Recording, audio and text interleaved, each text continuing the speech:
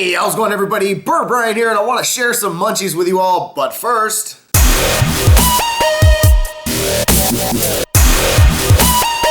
What was I doing?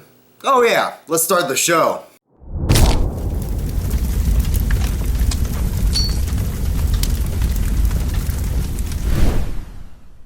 Alright, so today's choice of munchies happens to be another line of chips out of the Lay's Do Us a Flavor Challenge for 2015, and this one is the Gyro variety, and of course they have 4 different ones. They have the biscuits and gravy, the truffle fries, what was the Reuben, and then these. I've only done the biscuits and gravy with you guys, and I honestly just really didn't want to invest in buying the big giant bag for these reviews. Wasn't sure if I was going to like it or not, and really didn't want to have a whole bag. So thankfully I found some couple places that are selling these small bags, so a little bit easier for me to do a review. Plus, I really don't need to be eating a whole bag of chips.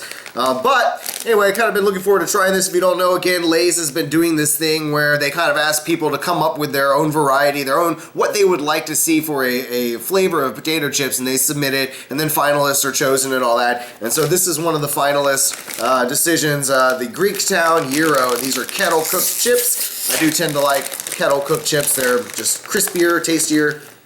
It smells. I am smelling a Gyro-like smell. I mean, almost like I'm getting a little bit of a hint of like a beefy, you know, like a lamb, which is generally what you'd have in a Gyro. Maybe a little bit of like tzatziki. Smells really good. Let's give it a taste.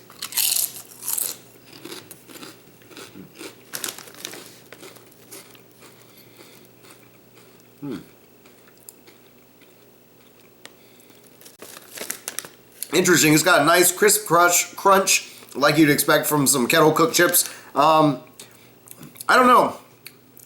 Pretty much all I'm really tasting is like a tzatziki sauce, which I absolutely love that stuff. It's just so amazing to me.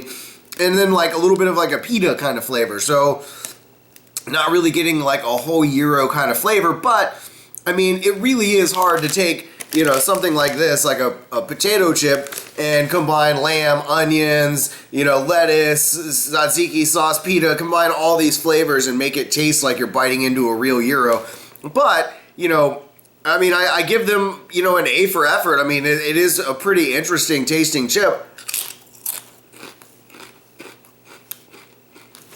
But,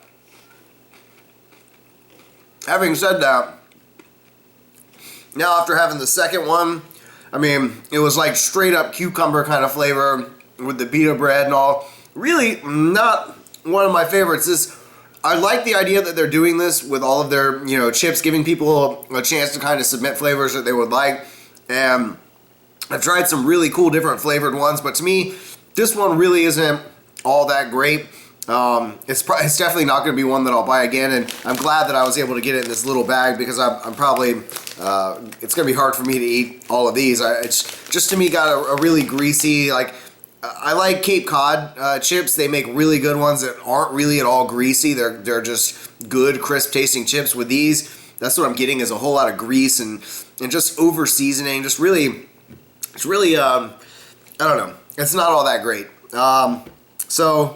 What I'm going to be doing here soon, and I've kind of put this out there with the in a couple of my videos, but I'm going to be trying to create like a little scale, because I have my 1 through 10 that I do with hot sauces, and when I start doing some peppers again, then I'll have 1 through 10s for peppers and for hot sauces and stuff. But for other things like this, like MuNcHiEs and, you know, some of my beer reviews, I'm going to try to come up with a scale where it's a 1 through 5. It's just kind of simple. Or if you know, I'm also tossing around whether it's you know, gotta have or a pass it kind of deal. So it may just be like a one or the other. You know, I'm not too sure yet, but I'm definitely gonna have something here for you guys. If I had a little logo, something that would pop up right now, it would tell you that this is a pass. You know, I really don't suggest you run out and get it. It's really not, to me, all that spectacular, and you could do without having it.